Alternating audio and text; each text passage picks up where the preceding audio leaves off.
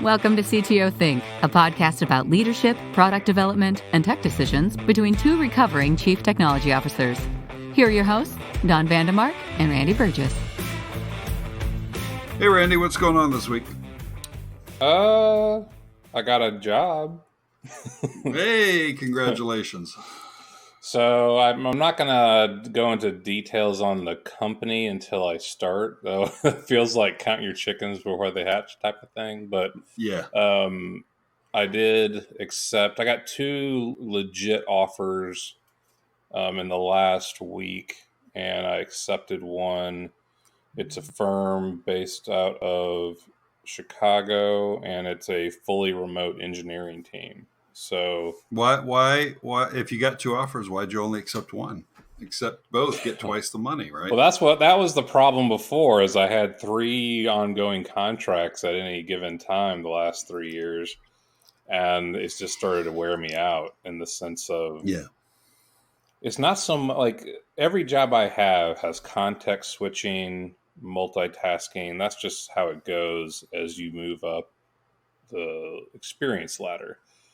But there's something to be said for when you have to deal with 3 different companies and their different cash flow payments and invoices, and they each have different styles for how you work with them and their people. And it just starts to be too much after a while. When you're only one person, if I had more than one person as like a partner that could do everything that I do, then that would be, of course, much more manageable. But so yeah, I didn't do the accept both offers and see if I can somehow do an 80-hour work week into 40. But yeah, so that will start in the next week or two. I could do onboarding on site and then be working with a team that's distributed across the United States. Sure. Well, congratulations. Yep, thanks. I guess we could talk about the recruiting process again. I could rant a little bit more. I mean, why don't we talk about what went right? Oh, so the 2 firms I got position that I took an offer with. Let's talk about why I liked them both. One of them was a local firm in KC, an agency, and both firms did a lot of either face-to-face through video or face-to-face in person interview time. I would say I talked to both firms for almost total time-wise about, 5 to 8 hours in total. Sure. And talking to different people. And the remote firm I talked to more. I talked to the person that I will directly report to. I talked to product managers. I talked to the whole team at one point for a half hour. I talked to probably 20 different people on a video call. And I also talked to 2 engineers, and they kind of went through my resume and asked me pointed questions about development and code as it relates to them and what my experience is. And the other firm, the local firm, probably I talked to one of the co-founders, the VP of engineering, and 2 of their developers. And the thing that stood out across both parties was that, one, they didn't do code review. They didn't do code challenges. They didn't try to waste my time doing a project that then they would have to go and then analyze. And that's one thing I kind of stayed away from. I basically told companies would tell me flat out, "We love your resume. Your experience looks great. Now do this code test." And I was just like, no, I'm not doing it. Like that Right. you just presented a complete conflict of, why do you like my resume? Why am I doing this test? It's because you're lazy and you're hiring. And that's just my attitude. The two firms that I really liked went and got to know me through talking and discussion. And we talked about in-depth technical challenges and the way I would approach things and how I work with people on a team. But the people that went from, we really loved your experience, now take this test so we don't waste our time. And some of these things were like, some of them were simple. They were like, hey, this will take you an hour. Some of them were like 3 hours. Some of them were, there's one that was like, their whole recruiting schedule would take literally 40 hours, I think, across interviews and homework, interviews, flying me out to meet people. And I swear this was a company that I was like, the way he described the company to me was, you lost your entire team in the last month and you have to rebuild it from scratch. And then they're going to go through that process of hiring that takes 40 hours of time. I'm like, I think you got bigger issues than just the hiring process, but I'm surely not going to spend 40 hours for the chance to work in that disaster. And it wasn't ever presented of like, here's a position that you can help correct the problems we have here. It was just more of, we need bodies to code, and that's not the job I was looking for. So what I liked about that doesn't sound like a good position. That doesn't sound like a good environment. And so in a way, the companies that are doing the hiring with, what I call the lazy homework method are the ones that kind of help me save time. Because when they hire that way, I just don't trust that I'm going to be working in an environment that really understands what it really takes. Because I feel like the two companies, the company I accepted and the one that I turned down, focused a ton about people, a ton about communication. They talked a lot about coachability. We need to hire people that are coachable. Like, you don't walk in and just, you figured it all out. And you are able to learn new things because we're going to throw new challenges at you that you don't have experience with. Like, we just talked at length, and I really got a grasp. And both firms used the word empathy at some point, or fished the word out of me so that they knew that I knew what they were about. And I just felt like with both teams, these are great. These people understand that what it takes to build a great technology team is not about code. It is so much about people. And that's what you need to focus on. And so when I got both offers, I was just like, it was great to get offers from both firms because it validated that what I cared about and what they cared about kind of was in sync, I guess. And I took the job with the more remote firm, one, because I really feel that remote work, building remote teams, is the way everything is going. And I want to work with a bigger remote team, a bigger engineering team that has that remote experience or that remote setup completely. The other firm said, sure, hey, we let people work where and when they want. But I was at their office and they had just expanded, and it was very obvious that their culture is built on local face-to-face fidelity. And there's nothing wrong with that, of course. It's just more of, if I'm going to be remote, I want to work with a team that is structured for the communication and the workflow to be remote. And that's kind of what gave me a bump with that particular role. Sure. I'm trying to think anything else. Oh, so the other thing the firm I went to work with did, and this is what nobody else seemed to care about. Like, I can't remember the last time a firm actually followed up on references. But you were, whatever you said, they ignored because they still hired me. And It was a process where you pick out 3 people that you have reported to or worked with, not a family member or a buddy. I don't know what you count as. You count as both. But you send an email to them. They fill out a survey about you, and maybe you can talk a little bit about that. And they use that as a reference, and they use it after all the interviews. I thought it was kind of interesting. Sure. I guess it maybe is a time saver. If they aren't going to move forward, they don't make you go through that. But after all the interviews was the last step of, here, we need some references from you. I gave them 6 over my career, and I think all of them filled it out too. And one person thought it was spam. They're like, "Am I supposed to fill this out, really?" I was like, "Please." So so they went through that process, and I can't think of anything else. Though the Kansas City firm did have a more extensive application. They asked a lot of questions, and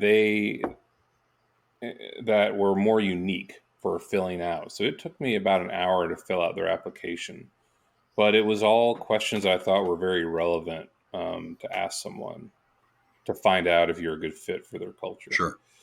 So anyway, that was the last step that I thought was unique with the Chicago firm, was the reference check, an automated process that didn't take me very long to set up, and then probably you would have to speak for how long it took you to fill out all the great things you said about me.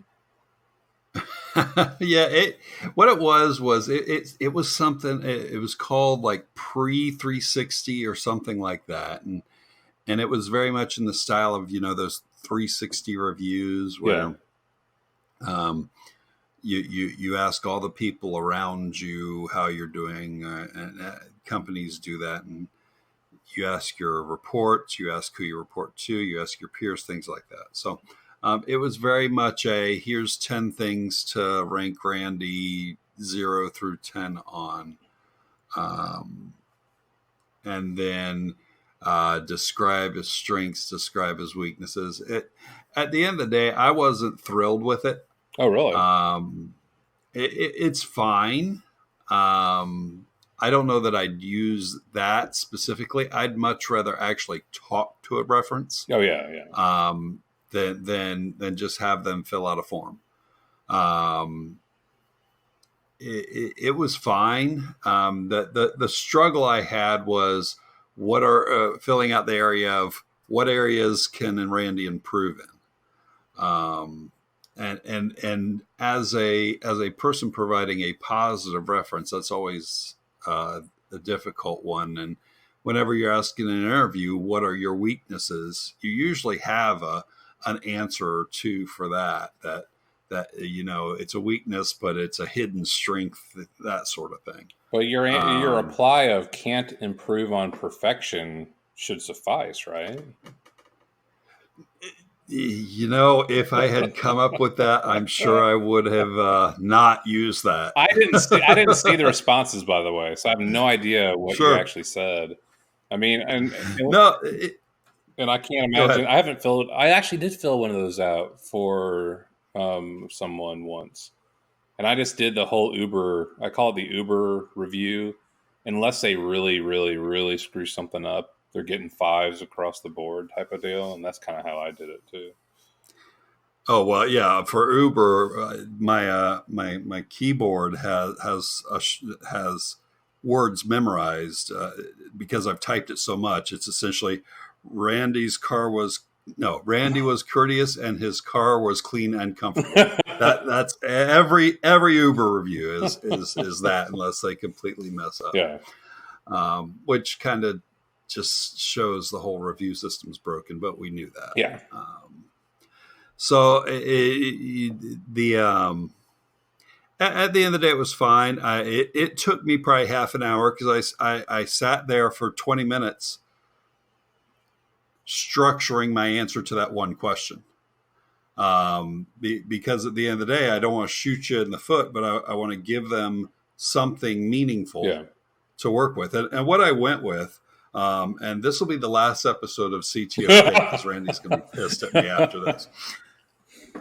What I went with is Randy needs to be convinced when he's not, when the direction he's going is not correct. That's not exactly how I phrased it. It was more of, he's not stubborn, but you got to kind of build up the evidence. So that's what I went with. I was like, that's not a bad statement. It's just he likes to see all the evidence presented before him before he's going to change the direction he's going. Yeah. So. And I don't dispute that. I mean, it is the last episode of CTO Think.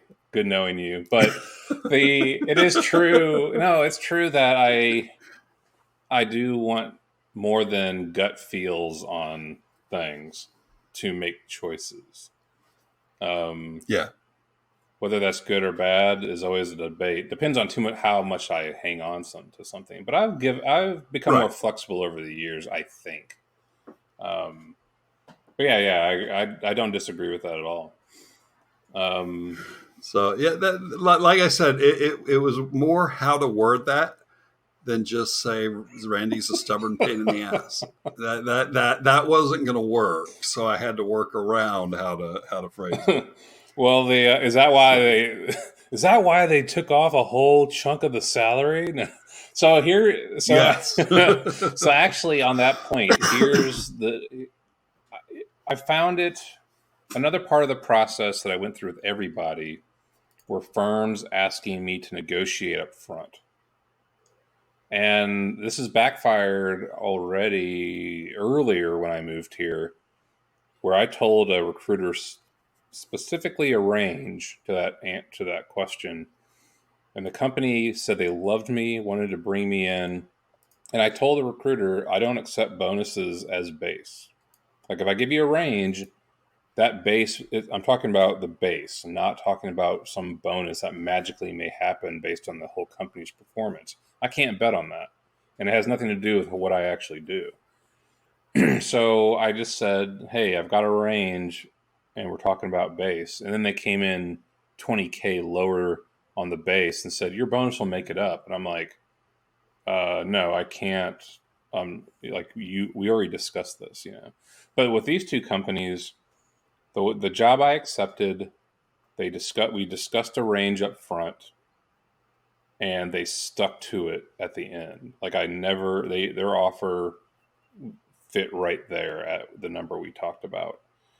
The second firm, actually, they asked the question after all the interviews when I walked out of the building in front on the sidewalk right before I was getting in my car. And I told them point blank, I'm like, so you're asking me to start negotiations on something right now, right here, after all of that? And they were like, we don't want to offend you with a low offer. And I'm like, well, it seems like you're putting me on the spot to give you a number that could erase all of the last 3 hours of talking. So I gave them a range, and they didn't come even close to it, which was fine in the sense that we didn't establish a number way beforehand. But I do think it's important if a company, in my personal opinion, companies have the leverage. They should open up negotiations. I don't know what your opinion is on that. But I think it's really crappy to put it on the job searcher to start negotiations, even though, yes, it's not going to be worth your time to go through a hiring process if someone is double what you are paying. I just don't know the best way to start it. So I'm sympathized with, as I've hired people myself. I don't know what your opinion is on the best way to pitch that kind of thing. Yeah. Having been on both ends of it, I'm trying to having been on both ends, I see both sides. As the employer, I'll take the employer side since you're the hiree side. I don't want to overpay. for the most part, I don't want to overpay. I don't want to come out and say, I'm going to offer this position X, and you were looking for, 10 to 20,000 less. All of a sudden, you're like, hey, that sounds great to me. That's not, and the reason for that is it's just it's a market that isn't settled. So but that said, I don't want to come across that if that's the number I have in my head, why does it matter what you were expecting, or what you were willing to take? If that's the number that I'm willing to pay for that position, regardless of whoever I'm offering it to, that should be good enough. And that's where I struggle. Not everyone. So in order for you to work, in order for that attitude to work, everyone up the chain has to believe in that. Yeah. So you can't be the only one who believes in it. Everyone above you has to believe in that too. And I've worked in companies where that's just not true. I can believe it all I want, but if my boss doesn't believe that, he's gonna be like, okay, what do they want? And that's hard to navigate. I guess I want to rewind on a little bit on why your goal as a company is not to create seats for people to sit in. Like no one starts a company so that you can pay people money just to be there. The whole idea of hiring someone is that there is a value proposition for bringing a person on board. So in a way, like you, the company person hiring, should say, if I hire this person and they're kick-ass, how much money do they make this firm?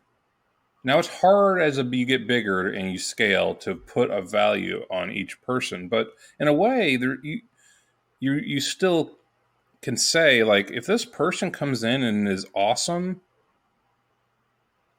aren't they going to, in theory, empower this company to make way more money than we hire them for? Like, even if it's preventing tech debt from getting out of going crazy, they're saving you money. So you're talking about, I have a certain range I'm willing to pay. The market says, I like to hire smart people, and smart people know what their value is on the market. So in a way, like, I don't want to hire a contractor or a person that is completely oblivious for what the market is that they're in. Like, I want to hire someone that's intelligent about, hey, what's important to companies that I work for and in this field. So, I guess, and I'm not trying to advocate that you should overpay. It's just more of, you started this conversation about, I don't want to overpay. and I'm thinking, don't you want to hire the very, very best person because they'll make you money? Why? So isn't there a disconnect? Okay, that's perfectly fine. No, there's no disconnect. That's perfectly fine. Okay, let's play an example here. Okay, I'm going to hire you. Mm-hmm. You want to make 30 coconuts a month for your payment. Mm-hmm. I only want to pay. I'm willing to pay up to 50 coconuts a month for your payment. Okay. If I come to you and I say, well, we're thinking of offering you 50 coconuts, are you going to say, oh, no, that's okay, I only need 30? No, you're going to be like, okay, that's great. I've already overpaid the number of coconuts I got to pay out a month. Regardless of how much money you're bringing into the firm, yes, that's the amount I was willing to pay. But it's all a negotiation at some point. Yeah, but I guess... Do you care if you... Yes, I care very much. I care very much that there were 20 coconuts I could have kept, because those 20 coconuts can be redeployed elsewhere. But your ultimate goal was to hire the best person to do a job that would bring you in 150 coconuts, right? Yeah. And you're hemming and hawing over 20. That's what I don't get. Yes, that's because that's those bad 20, hiring, those 20. No, but that's fine. You can believe that, but as a business owner, every coconut is important. Okay, so if I can get away, if you are the right person, and I have a choice of paying you 30 or 50, why would I want to pay 50? Okay, so no, my argument is wrong. Okay. I totally get why you want the 20. But I think what my question is it worth the risk of hiring mediocre people for that 20 coconuts? Because basically the companies that hem and hawed with me on salary, I didn't go work for. Yeah. And I'm pretty confident, based on my experience, that I can deliver what I promise. Sure. And so if you hem and haw over 20 coconuts, when you're going to give me a job that is a value of 150, but it depends on me delivering. It depends on that person you hire delivering to get the 150. I feel like you're taking a really big risk on hiring the best talent, because the best talent knows they should get paid more.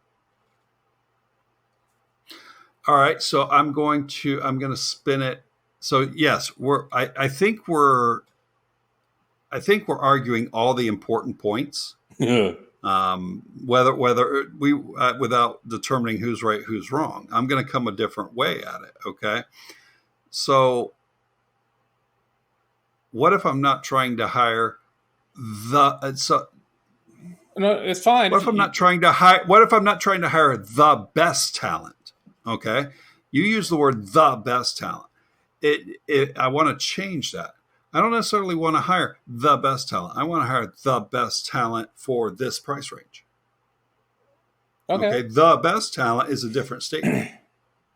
Well, yeah. But I guess what the only thing that I'm getting at is I'm probably in the hiring mode that you're talking about. I'm asking for the 150 coconuts. You said 130. I mean, I don't care if you were to say to me, "Hey, I'm willing to, like, what's your range?" and I give you a 130 number and you save 20. That's cool. I'm the one that set the number. But if you squeeze smart, intelligent labor in a scarce market, I don't think you're not going to find bargains a lot. No, I agree with that. And so that's what I'm kind of getting at is, now maybe you don't need to hire the best, but I'm not telling you to pay 170. I'm just saying, if you say that you're willing to pay 150, go for that 150 coconut talent. And I see you've already negotiated your way up, because we were talking about 30 and 50 coconuts. You're already at 130 and 150. So, I've lost track. So see, I can't work with you anymore. No, yeah, but I tell you what, I can work with you, but first I need to send you 10 coconuts, and you need to shell them as a coding challenge. Yeah. So the part I want to argue against myself is, I do believe at the end of the day, if I got to just wave a magic wand and say this is the way all companies will work from this point forward, I believe the company should make the first move on it. Okay, they should set the range. Okay, and if it doesn't match, great, fine, whatever, you find somebody else. If you rely on the candidate to set the range, that is discriminatory is the wrong word because it's too strong, but it does hinder certain populations, because they're not going to believe they're worth more. Oh yeah.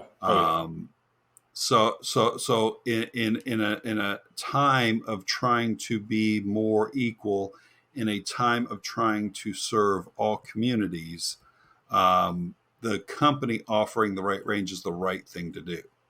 And we keep kicking around hiring a third developer for Aspire EDU. And when we do that, I'm going to set the range. I'm going to say, this is our range. Let's find the best person we can find in this range. That doesn't mean the best person we can find, but it's the best person we can find in this range. And by the way, that probably means that we're going to be on the upper end of that range. But it's also going to mean we're going to get a good person to make that's beside both what we're talking about. But the question I want to ask is, how do you set that range you're talking about? This is where I wanted to bring back something you said. So to your point, you said smart people know what their worth is. In a job market, small companies, small businesses are not hiring often. Yeah. Unless they're just, growing exponentially and they're hiring every other month. Therefore, they are not knowledgeable about the market. That goes doubly if the management of the company is not knowledgeable about tech hiring, because then you have to get approval for salaries that are going to seem high. And that's your job as the CTO to sell that. But so that's where there's a little disconnect is the candidate knows what they're worth. It's hard for the small business to know what the right range is. I think everyone needs to do their homework. Okay.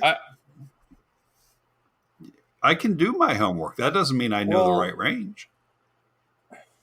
Well, no, but I mean, it's not a perfect market. But you can go and find what are people getting paid.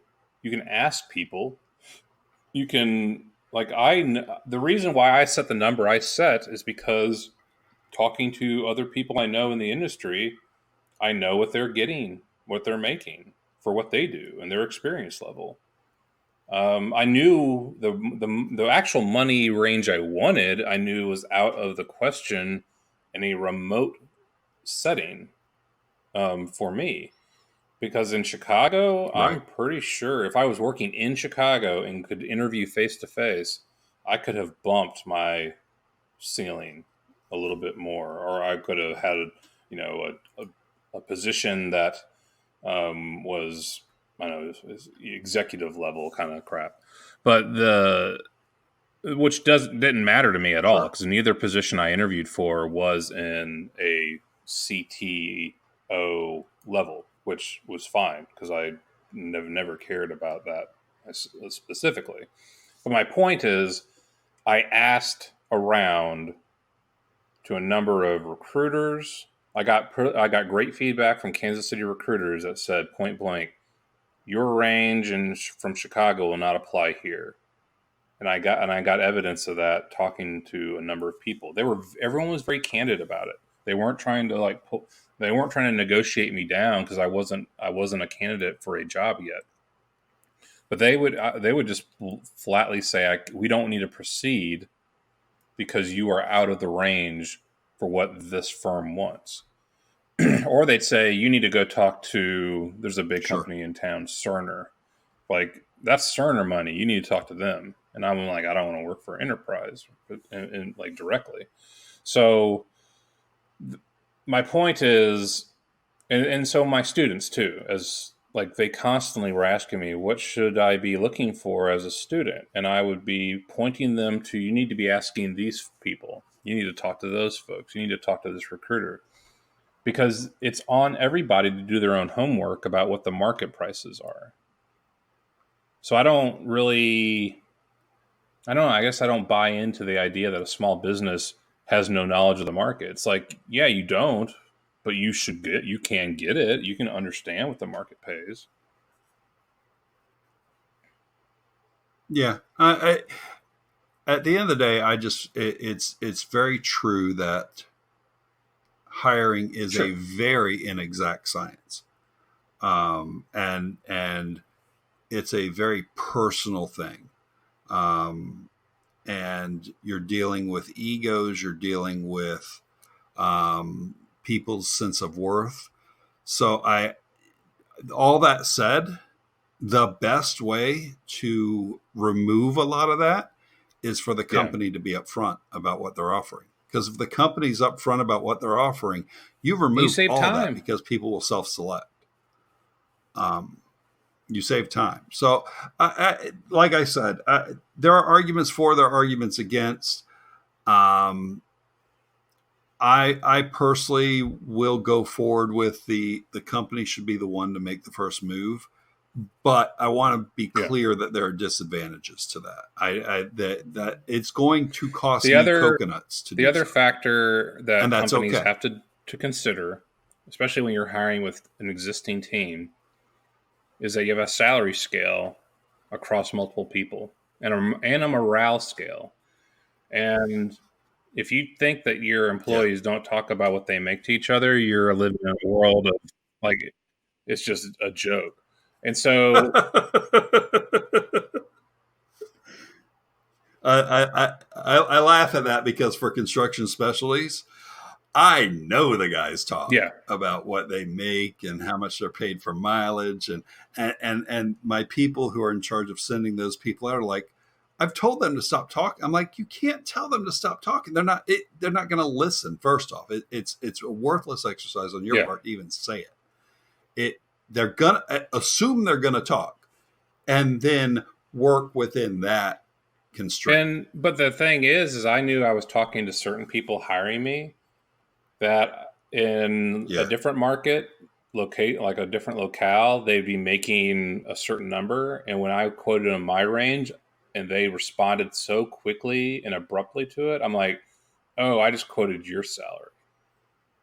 And there's no way they're going to hire me and pay me what they make, because to them it's it'd be like there's a pecking order they need to maintain for themselves. But there's also, there's a whole idea of, hey, you're going to open up the eyes to everyone else in your team as to someone that's smarter about the value of the market.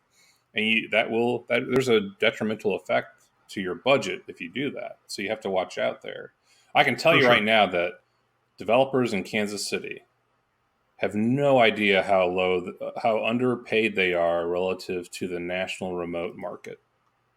They're they're all getting paid way below the national market for developers. I'm not comparing them to San Francisco. That's a crazy town. In New York and places with insane real estate, which really has to pay people a certain amount or you can't keep them there. But KC folks have no idea what their value is on the national scale. They are very content just to do a 40-hour week, typically, is what I've seen. And this is totally generalization, but I just haven't seen a developer's market that is very aggressive on the sale of labor side. And I don't know if that's bad, because this is not a town that talks about breakneck pace and burnout. You don't see that drive. I mean, maybe that's what the investors want to see out of a labor force, but it's a quieter city that goes through a slower, more reasonable process, and the pay is lower. And I don't know as the remote market builds up and it's growing month by month, more companies like Stripe has basically created they have a new city. They consider it a new locale is remote for them, because because Stripe was looking at a number of different cities to open a new office, and they said, let's just open a remote office. And that's what happened. And GitHub has been remote. That's the way things are going. And I think that's where the smaller cities are going to start to find out that their labor is going to start catching on. But right now, Casey doesn't have to worry about it too much. But so really, I do think that there's a side effect of, hey, I've somehow have a team that's underpaid to the market. And if I bring someone on that understands the market, there's a side effect to that. I think that every company has to keep that in mind. Right.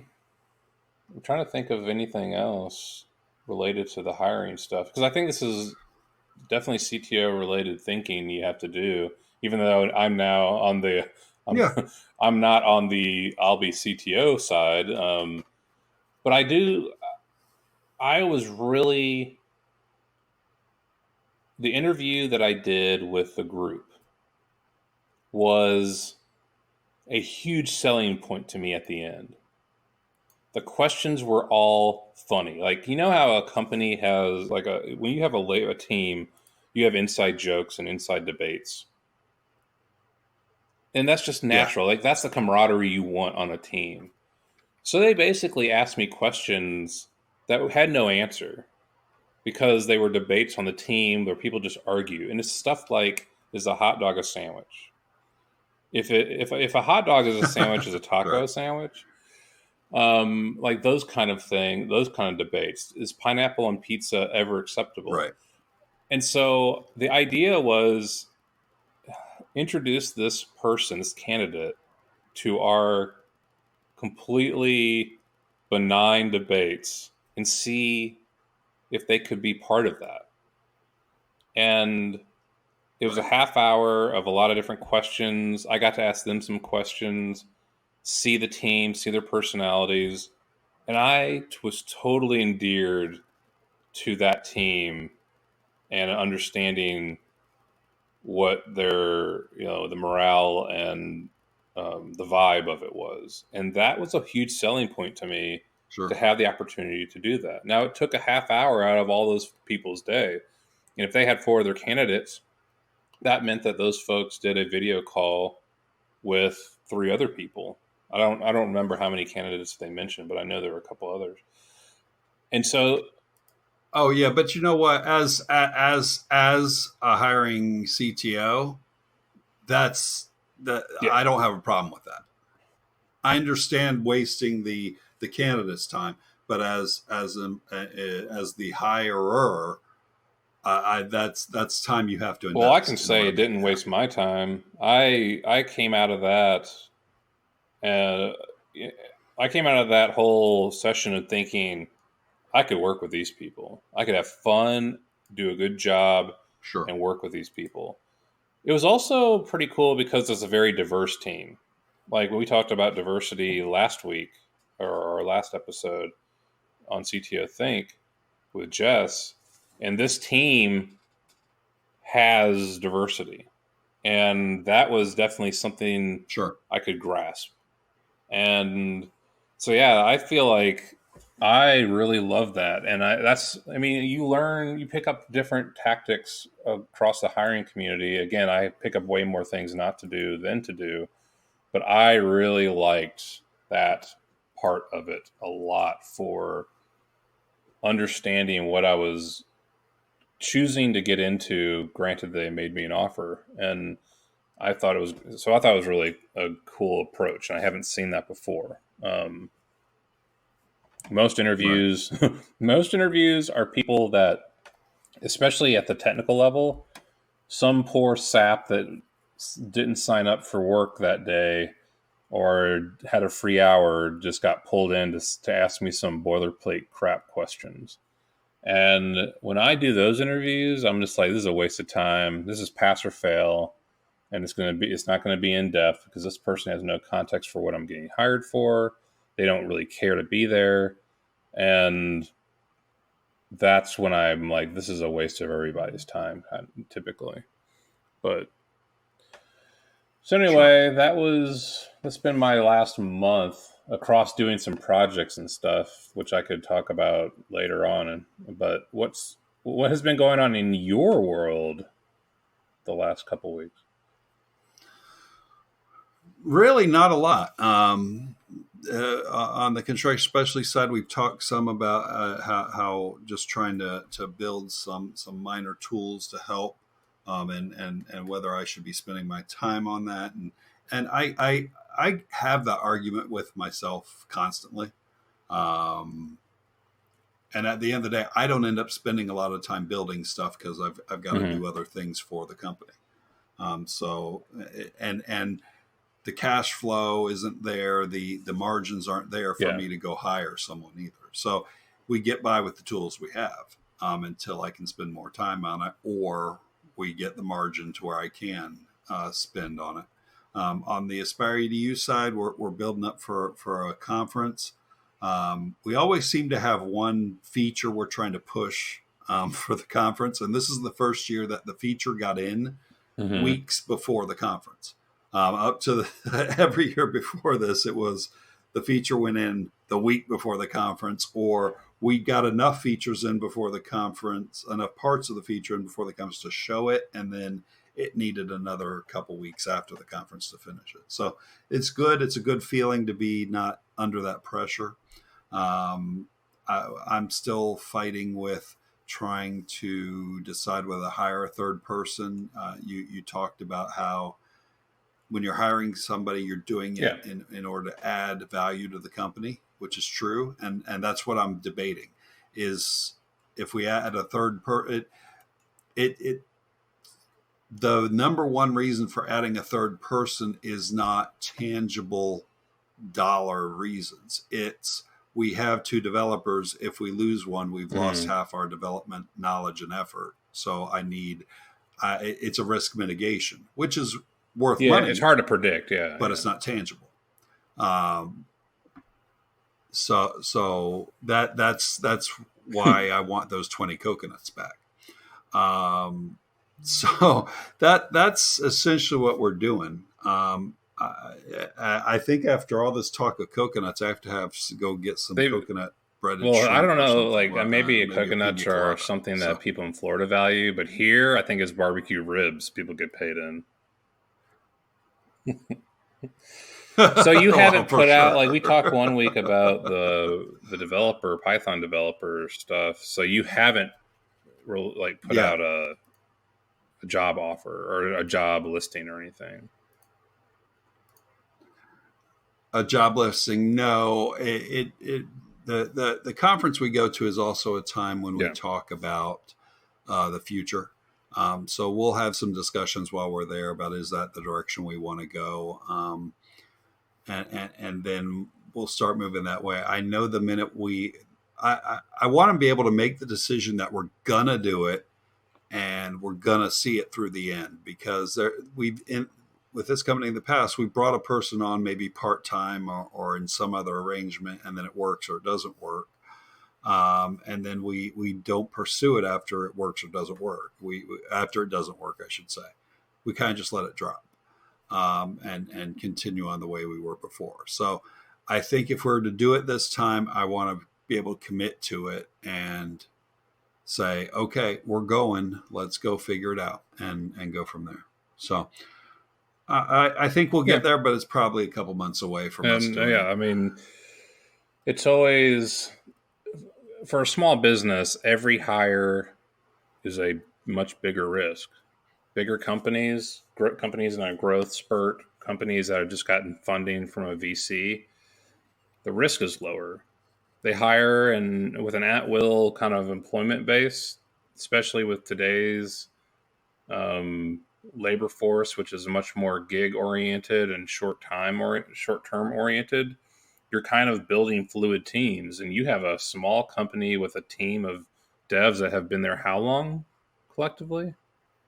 One has been with us since the beginning, so 6 years. One has been with probably 3 or 4 years. That's a long time for the most tech companies I've talked to. But you have your remote, that's the thing that gets me about remote. Companies, you are hiring, what are the states your developers are in? Arkansas and Indiana. Yeah, they're working for a Florida firm out of those two states. Yeah. And those folks don't have to deal with commutes. Yeah. And an office, and it's a huge, it's not, I hate to call it a perk, Yeah. But it's definitely a plus. Sure. Like to me, I sit in my little corner office in my house, which is built for me for focus and lack of distractions. I don't have a TV in here. The internet and my phone are enough of a distraction as it is. And I've got 2 windows I can look out. But the bigger point is I don't have random conversations that distract me. Like I can have Slack, but I can definitely control that and email. Right. And I still, one of the big pluses of the job I just took is I had every remote firm I talked to asked me point blank, how long have you worked remote and what is your experience doing so? Because they know just as well as anyone that it's not as simple as just like, hey, working out of Starbucks. Like that crap doesn't last. You cannot be productive in that type of environment. People need a space of their choosing where they can focus and not be distracted, get work done. And so I want to be able to say in my career going forward, I have worked with large remote teams because I think these are the teams that are going to be the winners in the end. Yeah, I don't care if Google. Go ahead. I'm sorry. I don't care if Google and Amazon are still doing in-office stuff. That's not how companies are going to grow going forward, in my opinion. Yeah, and we're reaching that time when the next generation of workers is coming on, and some of them have grown up knowing only remote work from what their parents did. And I'm living that because I've worked remote since 2001. So my oldest daughter was born in 93. So pretty much all she knew was that I was working from home. So she went and she's been in the workforce for a while now. And she's like, yeah, why would I want to commute when I can work from home? Yeah. And I'm like, well, one, you're spoiled. Because that's not the way the world works yet. You gotta find your pick your spots. And she, to her credit, she's been pushing it, and she found a remote position, and that's where that she's now gonna do part-time at her current job. So turned her commute from 5 days a week, an hour each way, to 2 days a week. And the rest of the time, she's going to work from home and make more money per hour than she was making in the office. So, she's making it work. But all right, well, I think that's it for today. Let's go get some coconuts. Ribs. I'm in the rib market, man. Coconut ribs. Wait a minute, coconut ribs. No, I'll drink coconut milk with ribs, but not mixed. You don't want coconut on your ribs, is what you're saying. I will have coconut. Now, it would be interesting to put coconut shavings on a barbecue chicken finger. Yeah, but then that's just coconut breaded chicken. So that's nothing new. We were at a pizza place last night, and we were talking about pickles on pizza. And I'm like, I wouldn't want pickle slices, but chopped pickle, that might be interesting. So anyway, let's get out of here. I'm getting hungry. So, all right, man. Have a good weekend. We will talk soon. See ya. Thanks for listening to the CTO Think podcast. Show notes and previous episodes can be found on our website at ctothink.com. Reviews on Apple iTunes are always appreciated and help promote the show. Patreon contributions help us to produce episode transcripts, which allow people that are deaf or hard of hearing to access the show. If you have feedback, ideas, or want to be a guest, please email us at hello@ctothink.com. Show music is Dumpster Dive by Mark Wallach, licensed by premiumbeat.com.